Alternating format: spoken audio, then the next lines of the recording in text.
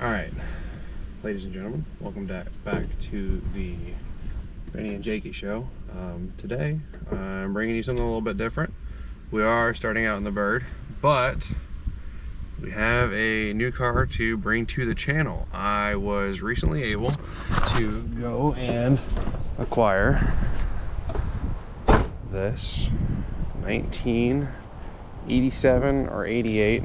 The VIN in the door tag says 87, but the title says it's an 88. You can do a little more research on that, but there's 1987 Chrysler Conquest TSI. And excited to bring this to you guys. As of right now, it does not run. It needs a engine management unit, so some sort of ECU and wiring harness. I've got a couple ideas in mind, need to go through and kind of confirm those, but honestly, body-wise, it's a pretty straight car. There's no major rust or anything, it just needs paint. And when I open up the interior, we've got just about everything. I know there's pieces missing. I had to take some of it apart just to get it off the trailer, but we've got a fresh headliner, these really cool old style seats with the manual valving for some lumbar, and then the bolstering can move as well. But in the back here we have our dash cover for the gauges. We've got our door trims, the pieces that go around the steering wheel, our door card for the passenger side, because I had to go and get a key made for it. But yeah, I'm excited to bring this to the channel for you guys. Today we're going to go through and probably get the steering wheel bolted back up into place, put some of the plastics back on, get the dash kind of bolted together and organized, maybe assess some of the wiring on the interior some more, and we'll go from there. So yeah, like I said, we're going to go through, kind of go over the interior. We've got a nice clean door, nice door card and everything, which is impressive. We come from the 4th gen world over there, and we're used to having all the cracks in the doors. These ones honestly look really nice. The only thing that I might need to go through and figure out is fixing these pockets so they stay shut a little better. But otherwise, got some work to do. We have the dash cover, came with the car. I've got a gauge cluster to put in it. The interior harness looks to be in good shape. And when I originally paid for it, the car came with a Holley ECU that was just gonna land on the floor and ran through. So we went ahead and I just pulled that out. Found a company, Motocam 360 offers a standalone harness for these cars. So we're gonna go through and get that. Hopefully clean up some of the wiring, and we'll be running one of their ECU setups ideally. And hopefully get this thing running here soon. But overall, the car's clean. I need to clean the windshield, or not the windshield. The windshield has some tint on it. The windows have tint on them. That's got to go. We'll put that door back together. Start putting the dash together because we got the cover here, and then this was what they had in place of the dash or the gauge cluster, because they had a Holley screen in there. So that'll be going, and then we'll just go through, we'll crack her open, go through, give her a clean today, and start putting everything back together. All right. It's windy today. So, for a little bit of background on these cars, for those who don't know, the 82 to 89, I believe, are the years they ran. Conquest, or Mitsubishi Starion, is a 4-cylinder with a turbo. The earlier years were a non-factory wide body. This one has the factory wide body on it, which is really nice. And they were factory non-intercooled. Now this one was, being a later model, it was a factory wide body, factory intercooled car from what I understand. And it was somebody's project car before I got a hold of it. So there's gonna be some things I gotta go through and fix. Might try and address some of the wiring, clean it up, replace what's there and is in not so great shape. Things like this, it's a ground, but still kind of clean some of it up, and then hook up probably the heater core lines, maybe add AC back to the car eventually. But right now, the game plan for today, we're going to do a little bit more assessing of it. I want to drop a borescope down the cylinders, and then maybe in the valve cover a little bit too, because from what I can see, grab a light, you guys probably won't won't be able to see them very well, but there is some ARP hardware down in there. And if I can get it on the borescope, I'll get a couple pictures. We can throw them up on the screen. But it looks like it has some actual head studs in it rather than just a factory style bolt.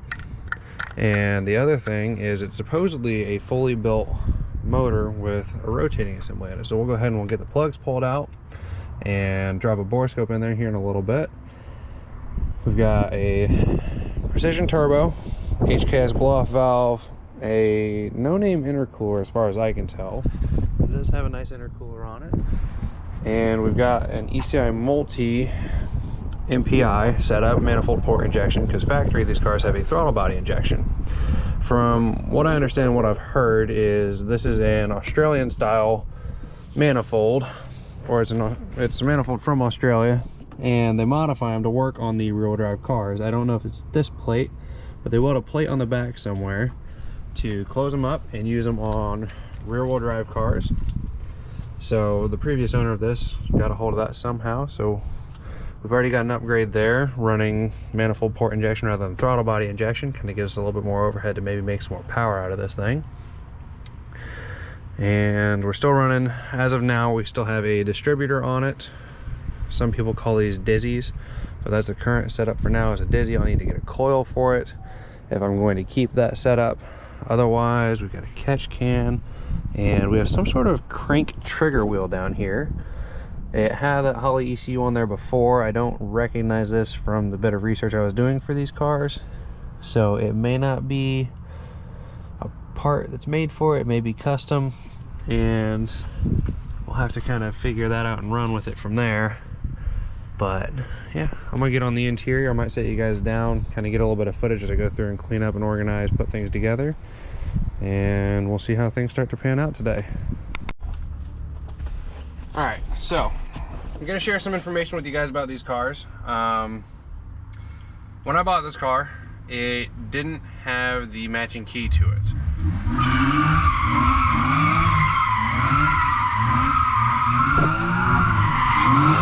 All right, so before I was interrupted, my friend who's helping me with it showed up. With this car, I didn't have a key that matched to it, so things like the steering column was stuck locked, couldn't lock or unlock the doors, and obviously if you're trailering it, having the steering column unlocked isn't that big of a deal. But the problem when I got it was that the wheels were turned slightly to the right, so that created an issue with loading on the trailer. We had to like jack it up, push it around, kind of a pain. When we went to unload it, we loaded it on the trailer with the nose facing the end of the trailer to just roll it back off the trailer forward. So trying to get in the parking spot over here where it's sitting, I ended up having to unbolt the steering wheel and everything. But I found out through someone who's got some information on these cars that the passenger door lock cylinder has a 4-digit code on it that you can use to get a key made. Now, obviously use this information responsibly, only do it if it's your car, that kind of thing. But with that in mind, what I did yesterday after dropping it off is I got the door card off, which is different. On our F-bodies, we're used to a one-piece door card. On these, you have the upper section here, that comes off first, and then there's a screw or two on the top, and then underneath the handle, there's one to pull out, and then the whole thing will come off. These door cards do have push clips, so you need to be careful, they will break. I broke one here, but you got push clips kind of just dotted around all around the edge of the door. So it's one thing to keep in mind. You do have a connector here for the light to undo, and then this one goes to the window switch. So with that in mind, I'm gonna go ahead and look at putting this in, getting the little sliding retainer clip in, and starting to put the door card back on so that it looks a little more complete, just one step at a time. All right, so we've already made some good progress. The floor looks a lot better, on the floorboard at least, not that.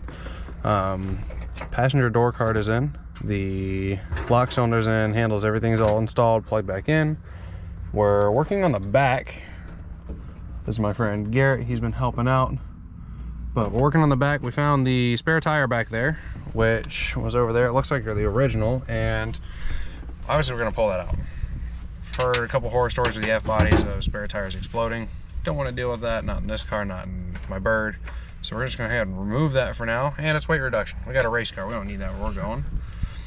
So the next step is going to be getting the steering wheel bolted back in. As of right now, it's upside down. The lock cylinder is supposed to be on that side, so we're gonna have to crank this over and then go through and bolt it in up here and put the trim plates on it, get that all back up into place, and then I'll look at getting a gauge cluster installed as well as a little cover piece for it, and we'll roll from there. But that's gonna be our start for now. Once we get that done, we might be getting underneath the car to raise the coilovers and get us a better ground clearance and a better alignment.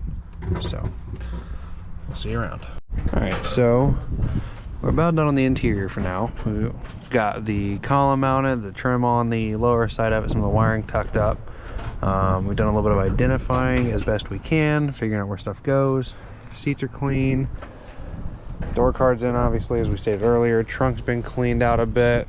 We pulled the spare. I need to put the cardboard back in, and then that should be good to go ahead and close up. And then we're gonna jump up front where we pulled the heat shielding off the top because it was loose and falling down really bad. And as of right now, we have our spark plugs removed. Now, the first one, for whatever reason, was barely threaded in when we got the motor. The tip of it looks like it's doing pretty good. It's a little bit dirty, might have been fired a little bit, not much. The second one back, it's a little bit wet. Looks like it has a little bit of firing on it, but not very much either. When we get to the third one, this one they said had a cylinder misfire, and it's the wettest overall. It doesn't look like it was firing very well, which makes me wonder if there's something wrong with the distributor or if it was just issues elsewhere. So we'll have to dive in a little further. We're gonna grab the bore scope in a second, take a look. But when we get to cylinder 4, this one actually looks like it was firing. It's not wet, it's dry, it's got a little bit of carbon buildup on it, but it actually looks like it was trying to fire rather than do nothing. So we'll go ahead and get the bore scope out and do a little bit of looking, maybe spin the motor over and take a look. All right, so since the camera was last on, we've bore scoped every cylinder and we've kind of looked in the valve cover.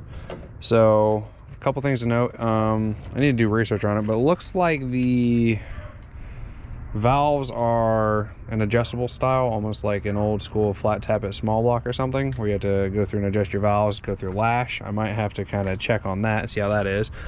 And the other thing is, the cylinders all have a bit of carbon on them from front to back, which is normal. It shows signs that it was running at one point and it ran a decent bit. Otherwise, the cylinder walls look good. They're still cross hatching on them. The only cylinder that's a problem is cylinder 1, and it looks like it either had something go through it or it had some pretty nasty detonation. So I'm gonna hope it was just a little bit of detonation and there's not something that went through there and ate up a valve. We'll have to wait and find out. But as of right now, cylinder 1 here is the only one that looks to be a problem. The other 3 look fine. A little bit of carbon buildup, but nothing too bad. So we'll go ahead and throw some plugs back in it and move along on what we're looking at next, I guess. I need to get a coil for it at some point, and then we can look at putting a battery in and at least turning it over and seeing how it acts. And if we turn it over with a battery in it, we could also try a little bit of brake clean to see if it makes noise. The injector shouldn't fire, and it would just be running strictly off of that, but might be something we do. We'll have to wait and see. So we got the car up, pulled the wheel off. We're gonna make some adjustments to the ride height because, as you can see, we've got some rubbing issues. I don't see any up on the top. Mostly it looks like it's from turning. So we might have to go through and remove the wheel space that was put on here. I need to do some research on these brakes because these look like, based off the offset, I don't know if they'll fit behind that factory wheel. So that might be why we have spacers on here, is because that just won't clear. So it might have some sort of brake upgrade. Have to do some research, get back on that. We got stainless brake lines, and then the coilover itself appears to be bottomed out, like as low as it'll go. I don't know. There's definitely, well, no, it's about half height. So we can definitely turn it up another like half an inch, maybe a full inch. Still have some good thread engagement down here. So we're gonna grab the tools, we'll break this loose and then spin it out to get her crunk up.